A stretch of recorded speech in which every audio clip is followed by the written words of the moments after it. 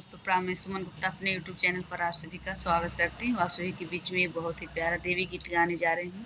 अच्छा लगेगा तो लाइक सब्सक्राइब शेयर कमेंट जरूर करिएगा। चली सखी मिलके हो, चली सखी मिलके, जय चला सखी मिलके, मैया के चुंदरी चढ़ाई, जय चला सखी मिलके,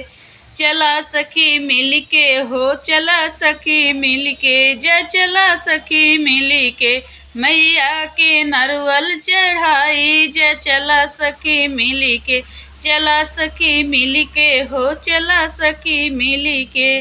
मैया के हलुआ पूरी चढ़ाई, जय चला सखी मिलके, चला सखी मिलके हो, चला सखी मिलके, मैया के भगवा लगाई, जय चला सखी मिलके, चला सखी मिलके हो, चला सखी मिलके, मैया के दियना जलावे, जय चला सखी मिलके, चला सखी मिलके, जय चला सखी मिलके, मैया के आरती दिखावे, जय चला सखी मिलके, चली सखी मिलके हो, चली सखी मिलके, चला सखी मिलके हो, जय चला सखी मिलके, मैया के भजन सुनावे, चला सखी मिलके, चला सखी मिलके, जय चला सखी मिलके, चला सखी मिलके, जय चला सखी मिलके।